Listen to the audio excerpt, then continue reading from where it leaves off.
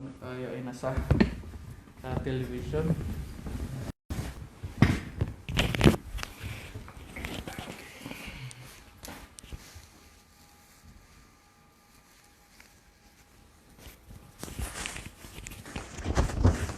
Inshallah.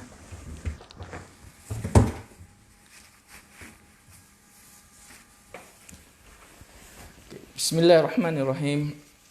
Alhamdulillahi Rabbil Alamin. Alhamdulillahilladzi hadana li hadzal din wa ma kunna linahtadiya laula an hadana Allah. Wa asyhadu an la ilaha illallah wahdahu la syarikalah. Wa asyhadu anna Muhammadan abduhu wa rasuluh. Sallallahu alaihi wa ala alihi wa sahbihi ajma'in. Amma ba'du. Assalamualaikum warahmatullahi wabarakatuh. At isang mabiyayang araw at gabi para sa lahat ng ating mga gilyong tagapangkinig at mga tagapanood sa aming programang talakayan. Alhamdulillah mga kapatid at mga kababayan, narito na naman po tayo upang magbigay ng mga kaalaman at mga paalala.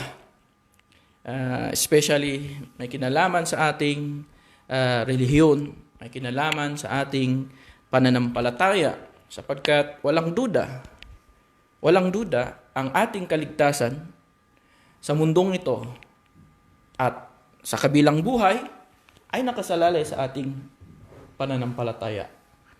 So muli mga kapatid at mga kababayan, alhamdulillah ay makasama muli natin ang ating dalawang butihing ustad, sina Ustad Ali Javier, na dating isang Kristiyano, na ngayon alhamdulillah ginabayan siya ni Allah subhanahu wa ta'ala sa tamang pananampalataya. At alhamdulillah makasama din natin po si Ustad Ali Abu Aliman, alhamdulillah. At ako po ang inyong kapatid na si Brother Saddam Asli Said, complete no. At huwag niyo pong kalimutan i-share at i-like ang aming page. At alhamdulillah mga kapatid sa pananampalatayang Islam, tulad ng sinabi natin kanina, ang ating kaligtasan mula sa parusa ng kataas-taasang Allah, ito ay nakasalalay sa ating pananampalataya at paniniwala. At walang duda, si Allah subhanahu wa ta'ala ay pinadalahan niya tayo ng sugo at propeta upang tayo ay manatili sa katotohanan, upang tayo ay mananatili maging mapagpasalamat sa kaisahan ni Allah subhanahu wa ta'ala. So kaya naman, sa pagdating sa kabilang buhay, walang pananampalataya o walang ibang relihiyon na tatanggapin ng kataas-taasang Allah subhanahu wa ta'ala maliban na lamang ang relihiyong Islam. Tulad ng kanyang sinabi sa banal na Quran, inna ad-dina indallahi al-Islam. Ibig sabihin, tunay na ang relihiyon o ang pananampalataya na maging katanggap-tanggap para kay Allah subhanahu wa ta'ala sa kabilang buhay ay walang iba kundi ang Islam. Ibig sabihin, kapag hindi natin tatanggapin ang Islam, kapag hindi natin susundin ang mga kautusan ni Allah sa Islam, ay kailanman ay hindi tayo magkakaroon ng kaligtasan o hindi kailanman tayo magkakaroon ng kasiyahan at kaligayahan ng walang hanggan, di ba, sa kabilang buhay maliban lamang sa pamamagitan ng pagtanggap o pagyakap sa relihiyon ni Allah subhanahu wa ta'ala na walang iba kundi ang Islam. Ang relihiyong Islam ay hindi lamang ito relihiyon para sa mga Arabo o hindi lamang relihiyon para sa mga Muslim, bagkus ang relihiyong Islam ay ipinadala ni Allah subhanahu wa ta'ala para sa lahat ng mga tao. sa lahat ng mga tao at mga jin, mga engkanto. So ngayon, mga kapatid na mga kababayan, tulad ng nababasa ninyo sa aming screen, ayun, Ustad, ang ating tatalakayin natin ngayon ay walang iba kundi ito ay hinggil kay Hesukristo alayhisalam, na kung saan ito rin ay may ugnayan sa mga usapin o sa mga topic na talakay natin sa mga nakaraang linggo na hinggil kay Hesukristo. At alhamdulillah, natalakay natin at natalakay natin hinggil kay Hesukristo at hinggil sa kanyang ina na si Maria alayhimus salam, at alhamdulillah ay naliwanagan tayo na si Hesukristo ay isa lamang siyang alipin at sugo ni Allah subhanahu wa ta'ala, at gayon din ang kanyang ina na si Maria alayhimus salam, na sila ay mga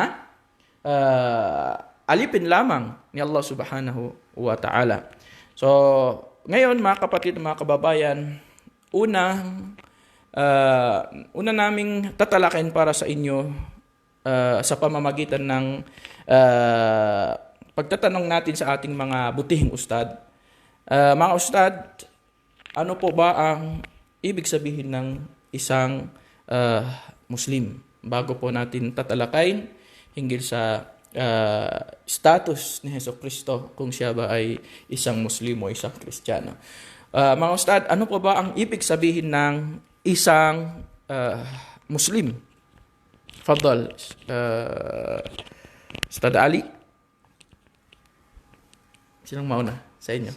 Okay, Sheikh Ali. Alhamdulillah. Alhamdulillahilladzi hadana li hada wa ma kunna linahtadiya laula an hadana Allah. Wa huwa alladzi arsala rasulahu bil huda wa dinil haqqi liyudhhirahu 'ala ad-dini kulli walau karihal musyrikun. Thumma usalli wa usallim 'ala al-mab'uthi rahmah lil 'alamin sayyidina Muhammad wa 'ala alihi wa sahbihi wa man tabi'ahum bi ihsan ila yaumiddin wa ba'd. Assalamualaikum at magandang oras sa ating lahat, saan po man tayo dako sa sandaigdigan.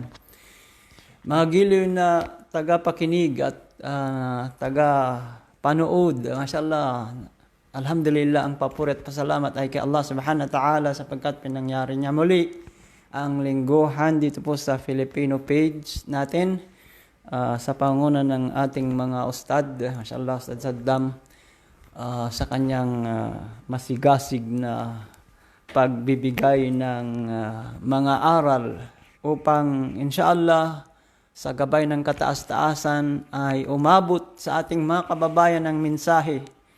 At kanya pong pinili ngayon, katulad ng inyo pong nababasa, ay si Jesus, isang Muslim. Pero ang kanyang katanungan, ano daw ang Muslim?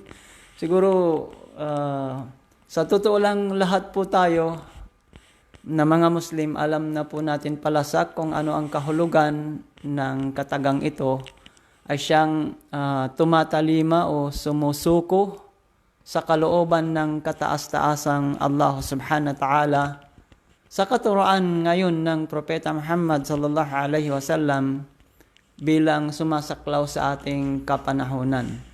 So ilalaborate mamaya ng ating mga ustad kung saan direkta ako sa punto na mababasa ninyo, si Jesus ay isang Muslim. Kung titignan po natin, mga kapatid, mga kababayan natin, ang mga sugo at propeta ay tumalima po sila o sumuko sa kung anong kalooban ng Diyos na nagsugo sa kanila. Sa isang banda, hindi naman po Kristiyano si Jesus. Kung titignan natin, wala tayong mabasa sa Biblia upang sabihin natin na Kristiyano po siya. Sa punto na ito, ano pala ang kanyang status bilang isang propeta sa stand ng pananampalatayang Islam? Si Jesus, kung ganun, ay isang Muslim o sumunod, sumuko, tumalima sa kalooban ng nagsugo sa kanya. Dahil ang isang alipin o lingkod ni Allah subhanahu wa ta'ala ay maituturing na sumusuko, tumatalima sa kanyang mga kautusan. At si Jesus ay nagdasal, nanalangin, nagfasting, sumunod sa kung anong itinagubilin sa kanya. Sa isang banda, kung titignan natin biblical, si Jesucristo ay sa Biblia mismo walang mababasa na nagturo sa Jesus na Christianity ang kanyang relihiyon. Ngunit mababasa sa Biblia na pagkayari ng wala si Jesus ay nagtawag na yung mga tao sa Acts 11 verse 26 na Kristiyano ang mga tao. Sa isang banda, ang kahulugan ng Kristiyano ayon sa mga natalakay na nakaraan ay follower of Jesus Christ. Sumunod sa kung anong kinagawian ni Jesucristo. Sa isang banda, ang mga propeta kasi, mga kapatid, mga kababayan, kabilang si Jesus sa pananiwala ng Islam ay propeta rin o sugo, lingkod at alipin. Kung mabasa po natin sa banal na o maluwalhating Quran sa Surah An-Nahl o Quran chapter 16 verse 36, A'udhu billahi minasyaitanir rajim. Walakad ba'athna fi kulli ummatir rasulan an i'budullaha wajtanibut taghut. Kung titignan po natin ang kahulugan ng verse na ito na pinalitaw ni Allah subhanahu wa ta'ala ang sugo o propeta sa bawat henerasyon o certain na panahon o lugar upang magbabala sa mga tao na huwag sumamba sa Diyos-Diyosan kundi sumamba lamang kay Allah subhanahu wa ta'ala. At sa Jesus, biblical, kung inyo pong alam, syempre, dapat malaman po natin ito, na siya ay nagpangaral din, mabasa sa New Testamento, sa Marcos 12:29, na kanyang sinasabi, una sa mga kautusan ay, pakinggan mo Israel, isa lamang ang ating Panginoong Diyos. Yun din naman po ang katuroan ng Islam. Sa isang banda, mababasa po natin sa chapter 17 ng Quran, verse 22, La taj'al ma'allah ilahan akhar. Huwag kang mag-aagapay kay Allah ng ibang sasambahing Diyos-Diyosan. Ito ang basic teaching ng mga propeta. Kung ganun, sa punto na ipinarating sa atin ni Allah subhanahu wa ta'ala ang huling sugo na si Muhammad, sumakanyang kapayapaan, ay pinanumbalik ang turo ng mga propeta, pati na ang katuruan ni Jesus na sila'y nagturo lamang ng isang Diyos na sasambahin. Sa isang banda, ang punto natin ngayon ay Muslim, siya yung tumatalima sa kalooban ng tagapaglikha. Tayong mga Pilipino sa isang banda, mga kababayan, syempre naririnig nyo na kung ang Pilipino ay nag-Muslim, balik Islam siya. May nagtatanong, hindi naman po ako Muslim, bakit po ako balik Islam, sabi ng iba. Ang katotohanan ng ating bansa o bayang sinilangan ay hindi naman daw po Pilipinas yan, ayon sa ating kasaysayan, di po ba?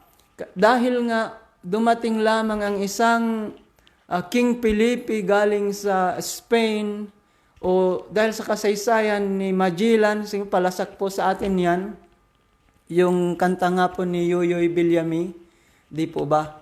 Kasi kung titignan po natin yung kanta ni Yoyoy Villamy ay on March 16, 1521, when Philippines was discovered by Magellan, all people were baptized under the name of Christ, and that was the beginning of our Catholic life. Ang linis, hindi na po natin isasalin. Kung titignan po natin yun, ay na-Christianize pala yung ating mga ninuno noong 1521. Research po ng isang Kristiyano po yan sa kanyang kanta at mapapansin po ninyo yan kung i-google nyo yan. Makikita natin, yun ang patunay na talaga namang mga Kristiyano ang ating ninuno. Pangalawa, ang Asian, yung ASEAN, ito po yung Southeast Asian nation, yung Indonesia, Malaysia, Brunei, Pilipinas, ito ay nasa malayong silangan. Kung ang ating mga ninuno sa panahon na yon ay iisa yung kanilang relihiyon at iisa ang ating ninuno, Dahil kung pinagpatabi-tabi natin ang Indonesian, Malaysian at Pilipino ngayon, parang lang magkakapatid dahil talagang iisa ang ating ninuno at isa ang relihiyon natin nung unang panahon. Tignan nyo ang Indonesian ngayon, 95% ang Muslim. Ang Malaysian, ganun din. Ang Pilipinas, 5% na lang yung Muslim. So tama yung kanta ni Yoyoy Villame na na-Christianize ang ating mga ninuno noong 1521, mayroon pa nga March 16. Mga punto na ito i-consider natin lahat, mga kapatid, mga kababayan. Bakit? Sapagkat kung hindi natin uugatin ang isang pinagmula ng relihiyon natin, kahit anong tinatalakay na natin sa dulo, kung hindi natin uugatin, hindi natin makita ang katotohanan. At ang reality na nakikita natin ngayon, napakarami pong yumayakap nating mga kababayan at patuloy na niyayakap ng mga tao ang Islam dahil nakikita ang katotohanan. Idagdag pa natin yung sinasabi na ang basihan ay mayroong error. Hindi na po natin tatalakayin, baka makasakit pa ako ng damdamin, pero katulad ng lagi-lagi naming nasabi na ayaw pong makasakit, kundi ang purpose ng ganitong usapin ay upang magbigay ng kaalaman sa mga tao, lalo na sa mga kababayan natin na hindi pa Muslim. At kung inyo pong napakinggan ito, magsaliksik po kayo at inshallah ay dalangin natin sa kataas-taasang Allah subhanahu wa ta'ala na gabayan tayo sa matuwid na landas, yung landas ng mga propeta, mga sugo, mga taong nauna, upang magkamit tayo ng kanyang pangako na kaligtasan. Sapagkat sabi nga ni Ustad, ano ang pinakamahalaga sa atin ngayon, kundi ang maghanda para sa kabilang buhay, yung ating gawain dito sa daigdig. Kaya nga lang, kung ang ating pananampalataya ay yung sumulpot lamang na parang kabuti, parang kung titignan natin, nakikipag-agawan sa kung ano ang dapat tama. Kung titignan natin kahit sa Biblia, sa Jeremiah 6:16, ay babalik daw tayo sa landas na dati. Landas na dati, meaning yung dating daan. Dating daan yung dinaanan ng ating mga ninuno. Ano yun? Siyempre, yung kung papaano sila sumamba. Kaya kung sa Jesus titignan natin biblical, sa Matthew 26:39, pag magdasal po siya, tumitira pa sa sahig o sa lupa. Di po ba? Kaya nga sa isang banda, kung Muslim ang gumagawa sa ganun pagdarasal sa kapanahonan natin, mataturing na Muslim nga si Jesus kasi alipin at lingkod siya ng Diyos. Kung ang mga propeta na iba pa katulad ng Father of the Nations na si Abraham, sa biblical sa 17:3 ng Genesis, ay nagpatira pa rin kong magdasal. Ganyan din si Moses, si Aaron na magkapatid. Sa Numeros chapter 20 verse 6 biblical, pag nagsamba sila o nagdasal sila, pagkatapos na maghugas ng kamay, ng paa, ng mukha, pumapasok daw sa tabernakulo at doon sumusubsob sa dambana kung magdasal. Ito nga ang ginagawa ng Muslim eh. Kapag umabot yung adan, panawagan ng dasal, naguhugas ng kamay, ng paa, ng mukha ang isang Muslim, pumapasok sa masjid at sumusubsob din sa lupa. Kahit lagyan ka ng carpet yan, lupa pa rin kung ito rin kasi nga inaapakan. Siguro, alhamdulillah, malinaw na malinaw ito kasi ang turo sa atin ng huling propeta Muhammad sallallahu alaihi wasallam mula sa aya rin o salita ni Allah subhanahu wa ta'ala, Quran chapter 22 verse 77 o surah Al-Hajj, wika ng kataas-taasan, Ya ayyuhalladina amanu rka'u wasjudu wa'budu rabbakum waf'alul khair la'allakum tuflihun. O kayong mga mananampalataya, magsipag-yuko kayo, magsipagpatira pa kayo at sumamba kayo sa inyong Panginoon, gumawa kayo ng pawang mga kabutihan upang kayo ay magtagumpay. So ang kautusan na ito ay nilinaw sa atin ng propeta sallallahu alaihi wasallam. Ang mga Muslim ay nagpapatira pa, sumusubsob sa lupa kasi ang sabi ng propeta, Sallu kama ra'aytumuni usalli, magdasal kayo kung papaano ninyo nakita magdasal. So malinaw na ang turo ni Propeta Muhammad sa ngayon ay tunuro rin ni Jesus o ginawa ni Jesus biblical at iba pang mga propeta. Siguro Ustad, ibibalik ko ang microphone sa iyo at inshallah, jazakallah khair. Okay. Babalikan ka namin, Ustad Ali. Okay, alhamdulillah mga kapatid, mula sa mga natalakay ng ating butihing ustad, ni Ustad Ali, na ang isang Muslim ay isang taong una naniniwala lamang sa kaisahan ng Diyos. Sa kaisahan ni Allah subhanahu wa ta'ala at sumusuko, di ba? Sumusuko, tumatalima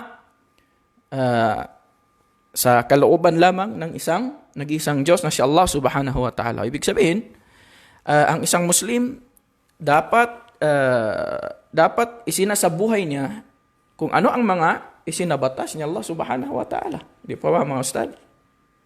Ang pagiging Muslim, hindi sapat na ikaw ay tawagin si Muhammad, Abdullah, Aisha, Khadija.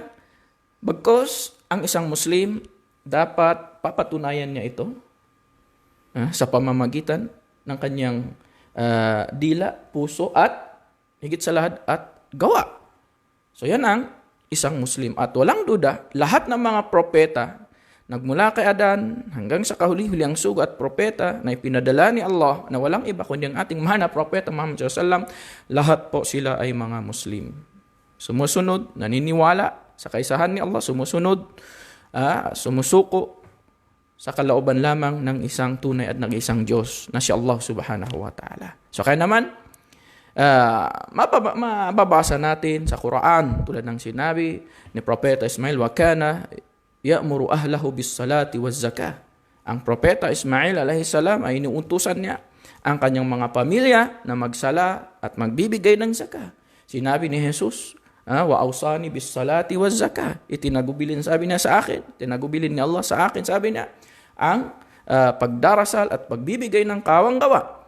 At sinabi din ni Allah subhanahu wa ta'ala, ya ayyuhalladhina amanu kutiba alaykumus siyam kama kutiba alal ladzina min qablikum la'allakum tattaqun. So, o kayong mga mananampalataya, inobliga sa inyo ang pag-ayuno tulad ng pag-obliga ni Allah subhanahu wa ta'ala sa mga naunang mananampalataya sa inyo, sa mga naunang tao. Okay. So, bago ko pagpapatuloy, inshallah, Ustad Sheikh Ali Abu Aliman, inshallah, ay pagpapatuloy niya ang ating paksa ngayon. Sheikh Ali, kung meron kang mga karagdagan hinggil sa ating paksa ngayon, fadhal. Alhamdulillahi wahdah, wassalatu wassalamu ala man la nabiyya ba'dah, habibina Muhammad wa ala alihi wa sahbihi ajma'in. Amma ba'd. Ang lahat ng papurit, pasasalamat ay nauukulaman sa tanging nag-iisang Diyos, ang Allah, na lumikha at naglalang sa lahat ng ating mga nakikita at hindi nating nakikita. Tayo ay bumabati at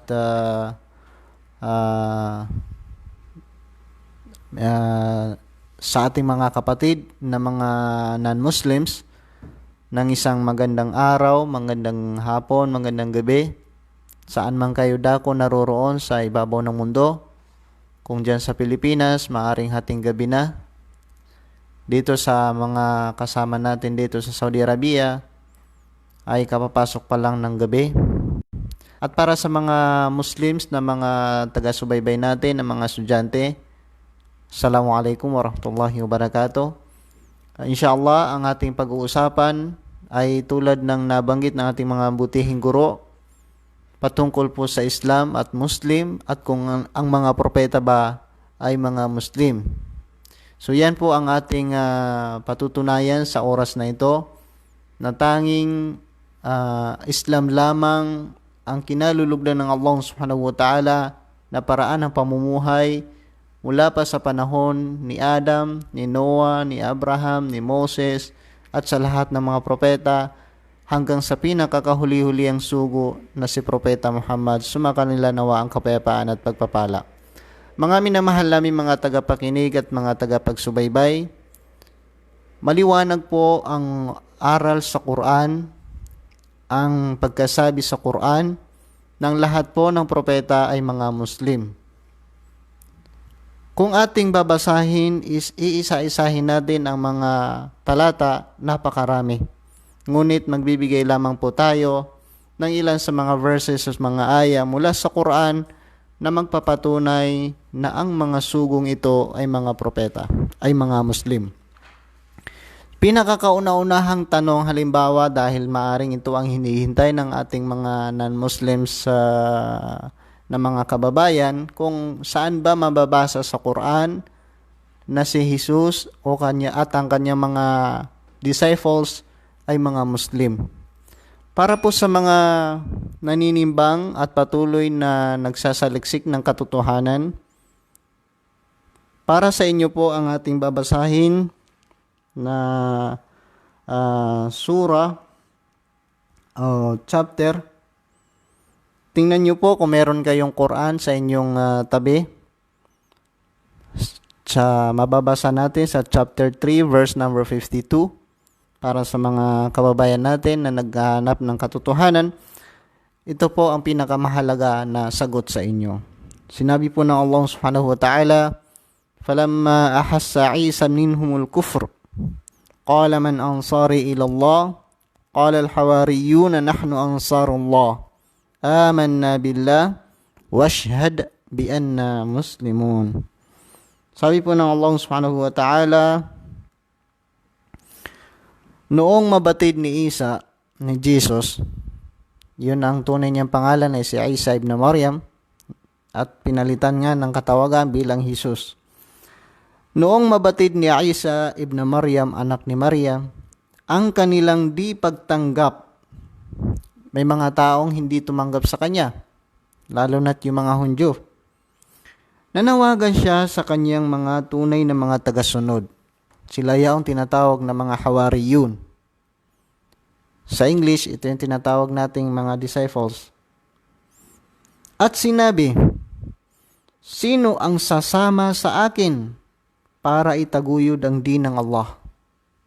Kumbaga, pagsubok ito sa mga disciples. Sino sa inyo ang totoong sasama sa akin? Sabi ni Jesus.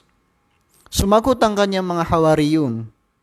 Sinabi ng kanyang mga Hawariyun, mga disipulo, "Kami ang tagapagpataguyod ng din ng Allah."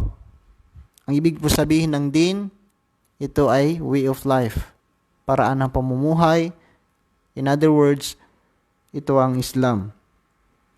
At nanghihikayat patungo rito, naniniwala kami sa Allah at sumusunod sa iyo, na kung kaya tumestigo ka para sa amin na kami ay mga Muslim.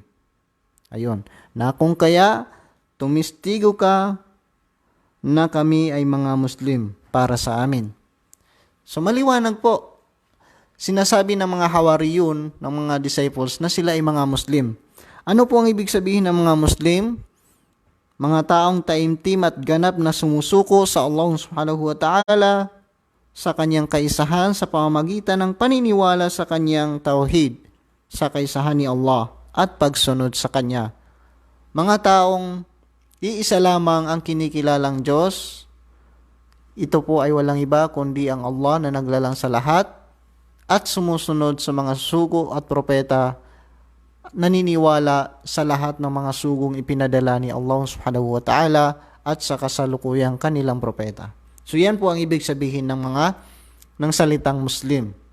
So ang mga Hawariyun, mga minamahal namin mga tagapakinig, mga disciples, sinaksihan nila at pinasasaksi nila kay Isa, kay Jesus, "Washhad bi anna muslimun." Saksihan mo para sa amin na kami ay mga Muslim.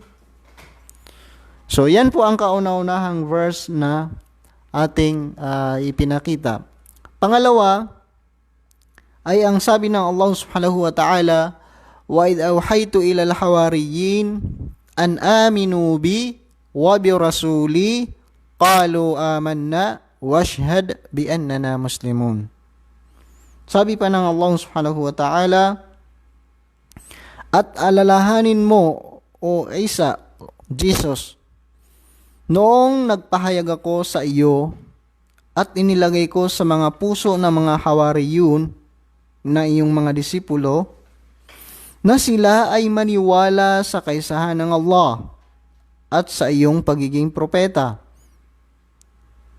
Sinabi nila, naniniwala kami, o aming Panginoon na tagapaglikha. At tumitistigo ka para sa amin na kami ay mga Muslim. Ibig sabihin ng mga Muslim, sumusuko, tumatalima, nagpapasailalim sa kagustuhan ng nag-iisang Diyos. So, maliwanag po sa dalawang verse na ito na ang mga Hawariyun ay mga Muslim at nandoon na yung salitang Islam o Muslim sa panahon pa ni Jesus. Hindi pa man lumitaw ang propeta Muhammad sallallahu alaihi wasallam, ang Islam ay nag-i-exist na. Dahil ang ibig sabihin ng Islam ay ang ganap na pagsuko, pagtalima, pagsunod sa kaisahan ng Allah. Yan po ang ibig sabihin ng Islam. Hindi pa man nilikha ni Allah ang langit at lupa, nag-i-exist na ang Islam. Bakit? Okay, ito ay trivia para sa mga Muslims brothers. Alam niyo po ba, hindi ba ang kabilang sa pinakapangunahing kauna-unahang nilalang ay ang kalam o yung pen? Hindi ba sinabi sa kanya ng Allah subhanahu wa ta'ala, magsulat ka? Sabi ng pen, ano ang aking isusulat? Sabi ng Allah subhanahu wa ta'ala, isulat mo ang lahat ng mga magaganap mula sa araw na ito hanggang sa pagkagunaw ng mundo. At ito ay nangyari 50,000 years before the creation of everything.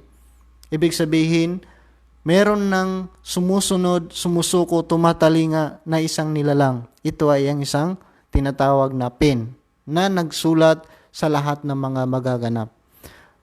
Ibig sabihin yan, bago pa man magkaroon ang panahon, hindi pa nag-i-exist ang mundo, meron ng sumusuko, tumatalima, sumusunod na naganap. Sumukot, sumunod, tumalima dahil siya ay isang nilalang kabilang sa mga nilikha ng Diyos. Ito ay walang iba kundi ay ang pen, yung panulat. So hindi pa man nangyari ang pagkalikha sa mundo, sa langit, kay Adam, meron ng Muslim, mga kapatid sa pananampalatayang Islam.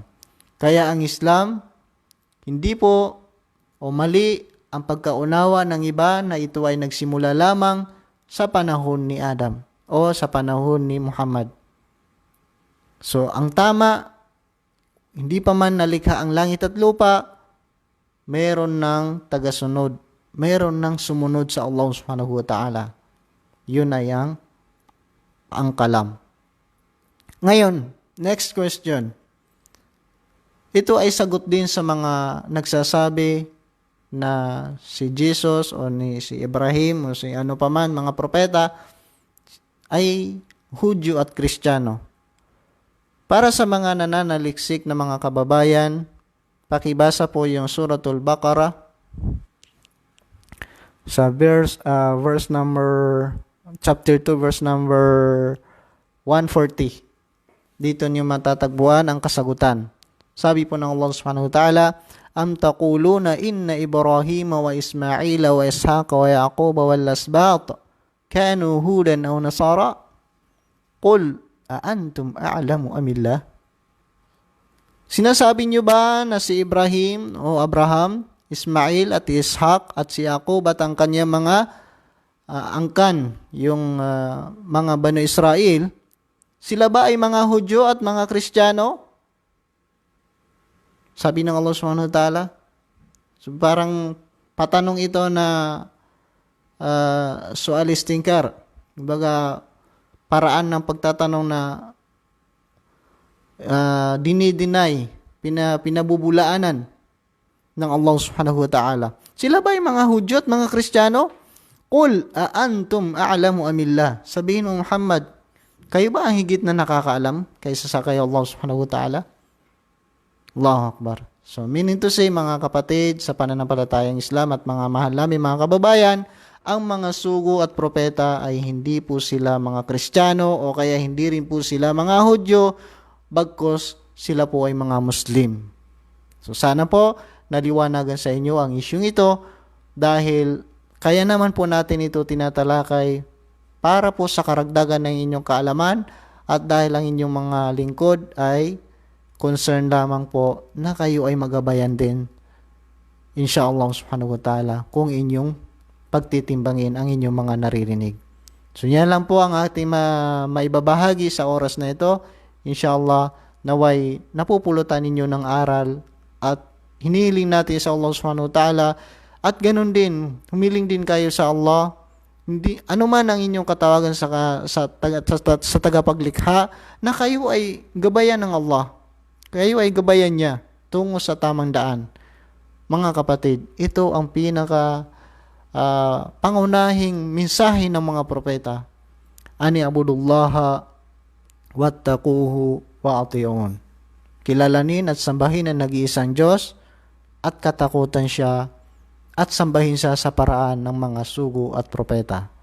So yan lang po. Assalamualaikum warahmatullahi wabarakatuh. Mashallah.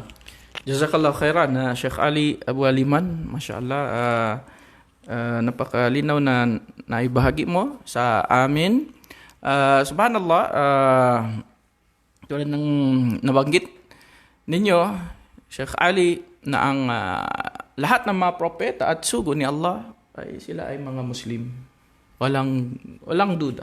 Diba? La syak fi dhalik. Walang duda, lahat sila ay mga Muslim, sumusunod, naniniwala sa kaisahan ni Allah subhanahu wa ta'ala. At kung magbabanggit tayo ng mga talata mula sa Quran ay sadyang napakarami na nagpapatunay na sila ay mga Muslim. At kaya naman sinabi ng ating mahal na sugo na si Propeta Muhammad sallallahu alaihi wasallam ayon sa hadith na fi Sahih Bukhari wa Muslim. Sinabi ng Propeta Muhammad sallallahu alaihi wasallam, ana aulan nasi bi Isa ibn Maryam fi dunya wal akhirah. Ibig sabihin, sabi niya, ako ang mas pinaka malapit kay Jesus kaysa sa lahat ng mga tao.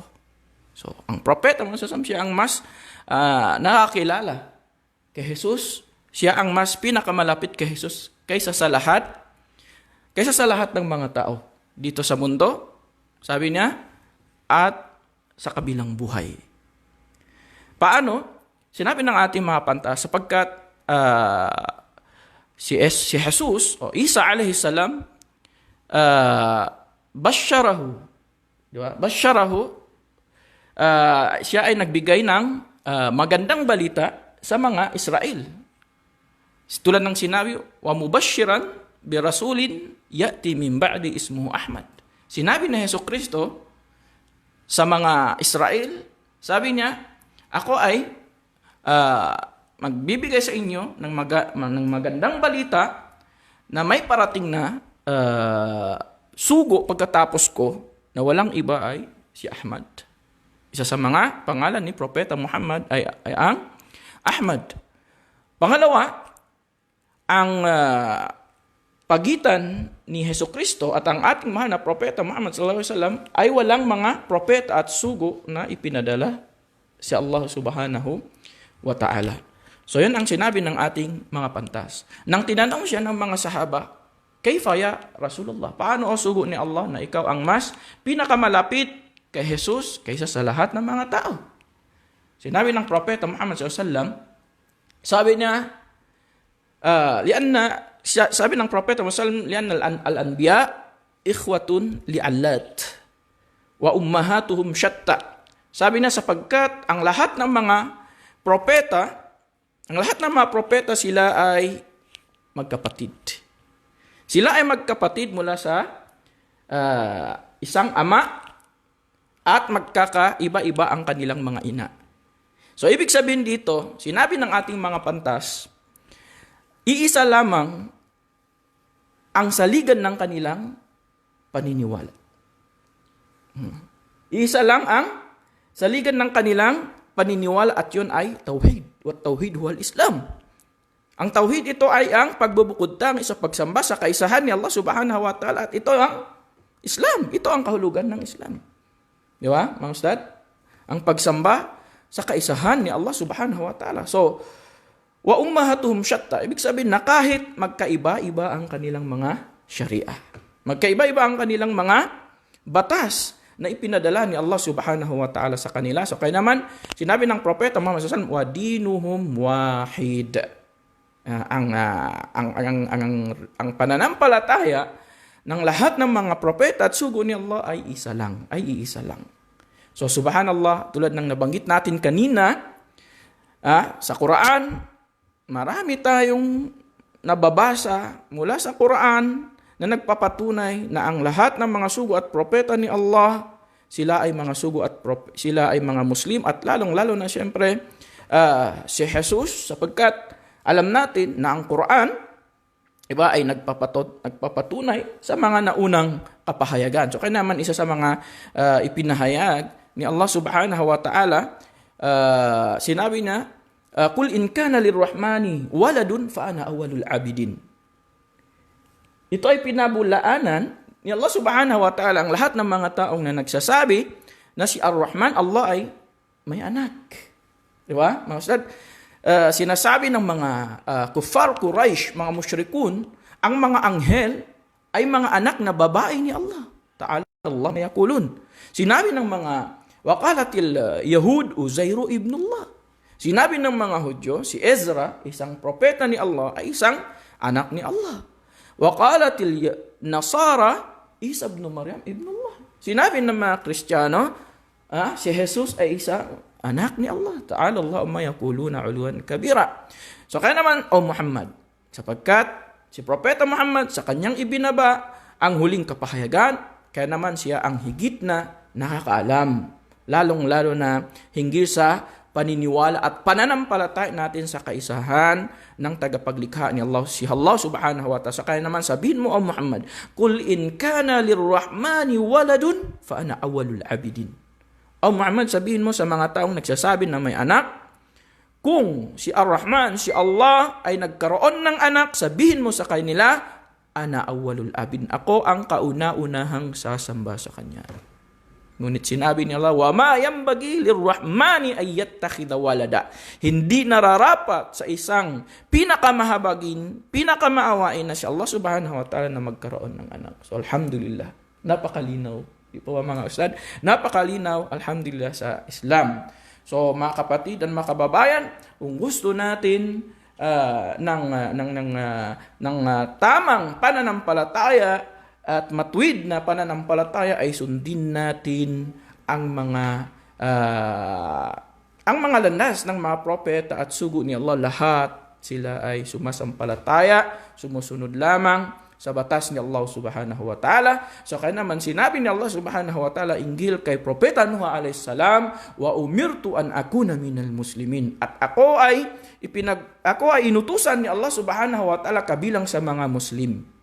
At sinabi ni Allah subhanahu wa ta'ala hinggil kay Propeta Abraham alayhi salam, id qala lahu rabbuhu aslim, qala aslamtu li rabbil alamin. At nang sinabi ni Allah sa kanya kay Propeta Abraham, aslim, magmuslim ka, sabi niya, aslamtu li rabbil alamin. Ako ay sumusunod sa Panginoon ng sanlibutan. At yun din ang payo ni Propeta Hakub at ni Propeta Ibrahim sa kanilang mga anak.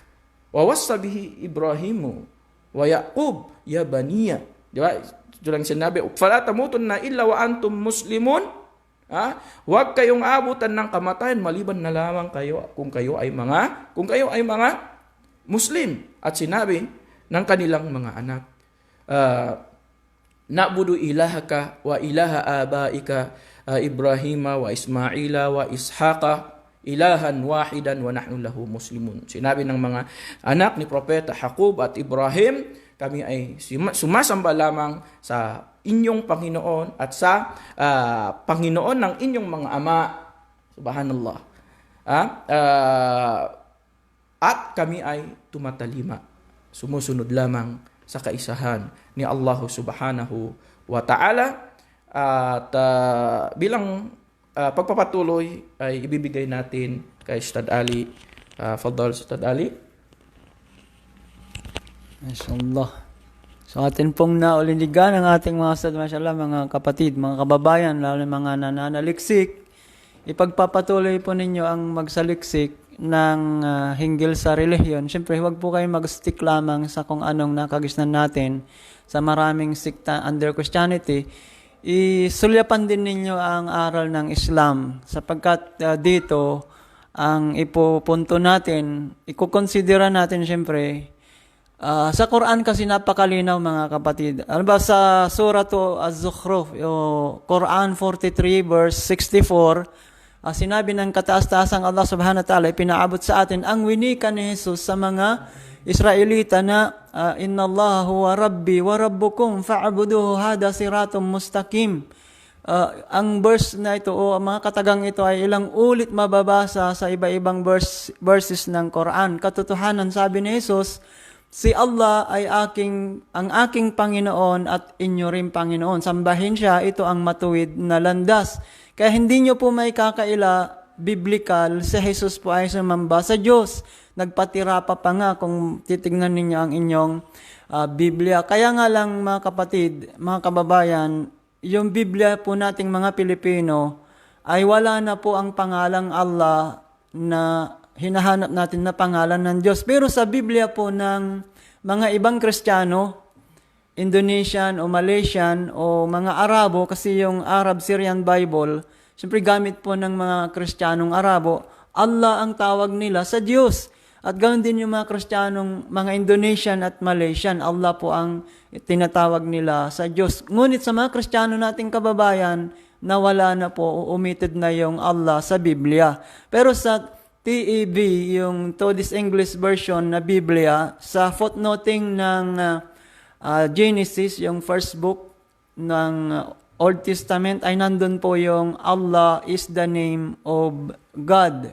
Kaya ikukonsidera nyo ang lahat ng ito. Kung titignan po natin, ang pagdarasal na ito yung ugnayan ng tao at ng Diyos ay ginawa ng mga propeta. Tignan po natin ang ginawa ni Jesus. Kasi ang punto rito, nawawala na yung tunay na aral ni Jesus pagdating sa Biblia na binabasa nating mga Pilipino. Pero kung titignan ninyo mga puntos kanina pa, kung saan mabasa nga din ninyo na si Jesus ay isang Muslim. Ngayon, sino ang gumagawa ngayon, nowadays, sa kung papaano, ginawa nga rin ni Jesus, biblical. Hindi ba ang mga Muslim, kung tawagin yung tumatalima o sumunod, sumuko? O kung sa Matthew 26:39 ang nagdasal si Jesus na tumira pa parang Muslim lang, sa Lucas 24:36 mabasa dyan yung batian, yung salam alaikum sa Arabic na sumainyo ang kapayapaan. Hindi ba biblical? Si Jesus bumabati, biblical. Sa Matthew 4:2, si Jesus ay nag-fasting. Kilala ang mga Muslim pag Ramadan, nagfa-fasting din. Di po ba? Sa 1 Corinto o 1 Corinthians 11 verse 6, si Maria na kanyang ina ay makikita ninyo yung kanyang imahe, may talukbong. Hindi ba ginawa ito ng mga kamusliman na babae ngayon? Makikita ninyo ang lahat ng ito. Lahat ng mga propeta at sogo, sila po ay daan at katotohanan. Mula sa Biblia ninyo at ang Quran, may pagkakaisa sa tinasawag na si Jesus. Sugo siya sa mga Israelitas. Hindi po natin ito may kakailan mga kapatid. Sa Surah Al-Imran, verse 85, mababasa po natin na sino man wa may yabtaghi ghayral Islam dinan fala yuqbala minhu wa huwa fil akhirah minal khasirin. Sino man ang maghangad ng relihiyon bukod sa Islam, sa kabilang dako ay mapabibilang siya sa mga taong talunan, hindi tatanggapin sa kanya ang kanyang relihiyon. Sapagkat hindi siya naging Muslim, hindi niya niyakap ang Islam. Siguro mga kapatid, sa ibang pagkakataon muli at pag-ibayuhin ninyo ang pagsasaliksik. Alhamdulillah, ang lahat ng ito ay gabay sa atin ng kataas-taasang Allah bilang na yumakap sa Islam, dagdag na lamang sa marami nating kababayan na yumakap sa Islam. Ito ay ikukonsidera po ninyo. Alhamdulillah, Ustad, wala natin oras.